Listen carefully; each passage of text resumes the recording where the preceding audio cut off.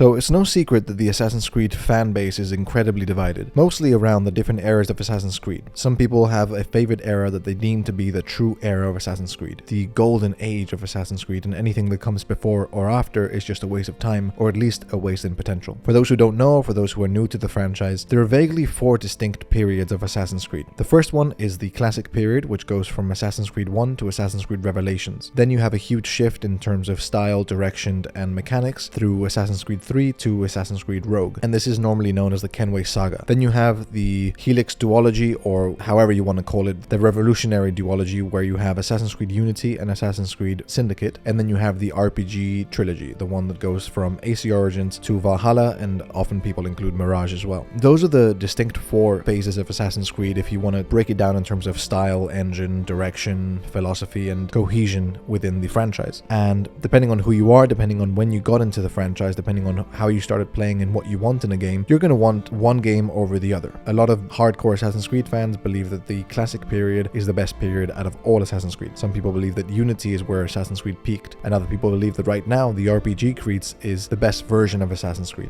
Now, I'm not going to sit here and argue in favor of one or the other. Of course, I've got my own personal opinions and I've got my own views on what is better and what is not, but I'm lucky enough that I'm one of the few fans that actually likes all of the games. For better or for worse, obviously some games are better and some games are worse, but every single era or period of Assassin's Creed has given me at least one game that I deeply enjoy and consider one of my favorite games of all time. So I thought what I would do today, instead of trying to be more divisive and more argumentative, is share what I think is the best aspect of every single one of those eras. I think that Assassin's Creed needs to learn a lot from its past and iterate much more than trying to reinvent the wheel. And the best thing that I can do, I think, is spend my time telling you what I think the best aspect of each of these eras is. So starting with the first classic era from AC1 to AC Revelations, the thing that I think is strongest about this period of games is the idea of cohesion and iteration, especially the idea of cohesion. Now, the reason why is because every single level of these games is incredibly cohesive throughout the game and from one game to another. What I mean by this is that if you look at the gameplay and how accurate and tight the gameplay is, the way that the puppeteering system links to what you do on your controller, the way that it iterates from game to game. You see the parkour improve from AC1 to AC2 to Brotherhood and then to Revelations, where they give you more tools. You see how the level design is cohesive and made for an assassin. It's made for a playground where you can go and jump from building to building in a perfect sequence. Everything is designed with a purpose. Everything is designed to work well together. And throughout the games, you can see how this is understood and improved in the development, because Assassin's Creed 1 had a lot of rough edges around the combat, for example, which were then improved on in AC2. Then from AC2 to AC Brotherhood, you had kill chains and improved combat. And then in AC Revelations, you had combat that's more challenging, that gives you more options, gives you a wider tool set with bombs. And overall, you can see how this game is cohesive in terms of gameplay, in terms of mission design, in terms of how it iterates from game to game on both combat, parkour, and stealth. And then the final thing that it's cohesive on, and that I think that it's never been as cohesive as it was back in the day, is narrative. Every single game always made sense in the grand scheme and the grand story. Every game ended with some sort of teaser for the next game that left you aching to find out what was going to happen next. Both in the modern day and within the story of Ezio and Altair, you always wanted to know what happened next, and it always made sense. You could always keep track of why things were happening, when they were happening, and to who they were happening, and it all made sense in the grand scheme of things. This is something that later on was lost, increasingly so, throughout the games, and it's never been as tight and as focused as it was in the classic era. So the thing that I love the most about this era of games, and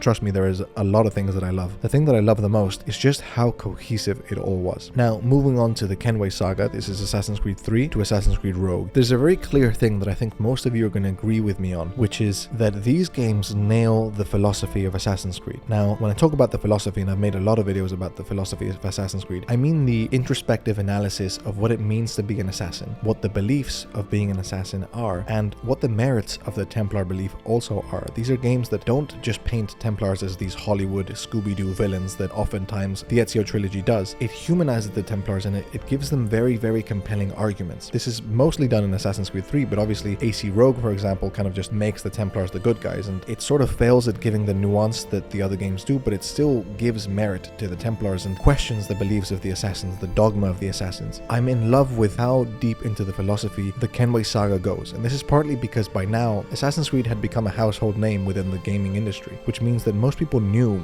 the general objective that assassins had, the general objective that Templars had, and because it was public knowledge what these two organizations were fighting for, you had to spend less time introducing these basic concepts, and you could spend more time analyzing them at a deeper philosophical level. This is something that later on was lost in Assassin's Creed Unity, in my opinion, and it's never been done as well as the Kenway Saga. So if I could have one thing from this era go into the new era of Assassin's Creed, it's definitely the deep philosophical themes and how well the writing is when it comes to analyzing these two factions and their relationship to the real world and the relationship to each other. And I think most people will agree with me on this topic. Now, moving on to the Industrial Revolution Age, or the Revolution Saga, or whatever you want to call it, AC Unity and AC Syndicate are two games that have people left wanting. It's the only period of Assassin's Creed that doesn't have at least 3 games. It doesn't have some sort of stylistic trilogy or spiritual trilogy. It's only 2 games. And I think that it's a part of Assassin's Creed that had so much potential to keep going that obviously ended too soon, and that people want to see a return. Number one thing that I love about this period is actually not the graphics, because yes, the graphics, the world design, the way that everything's been made is some of the best I've seen in video games, full stop. Not just like Assassin's Creed, but video games as a whole. The open world in Paris and also London is some of the best work that any sort of video game designers have ever done when it comes to an open world. It feels alive, it feels grand, it feels detailed and handmade, and it's just absolutely gorgeous to walk around. But that's also the case in a lot of the later games, and it's not something that Ubisoft has ever struggled with, so it's not something I want to pay attention to. What I do want to pay attention to is the mission design. This is what I think is the best out of the whole franchise, especially in Syndicate, but it all started with Unity. The black box mission designs, the open-ended stealth missions that gave you a huge playground to run around in and create opportunities the way that you see fit, is the most like faithful Assassin's Creed representation that you could have in gameplay. It gives you missions that makes you feel like an assassin to the nth degree, and to me it's the ultimate manifestation of what you would want to see in terms of a gameplay loop in an Assassin's Creed game. A lot of people say that Assassin's Creed would work better as a Hitman game, and I disagree, because I like the idea of fast moving parkour, of being agile, of more dynamic stealth, of more line of sight stealth in a more dynamic environment. But I do agree that giving you an open-ended mission inside of some sort of small hub world and saying figure out how to kill the target is just the best thing that you could do with the tools you have in the franchise you're working for. Unity and Syndicate do this marvelously, and I wish that it could be redone in the next games, because there's something about especially the cathedral mission that is just implanted in my memory as one of the most grand and freeing experiences. I mean, AC Unity came out 10 years ago and it still feels next gen,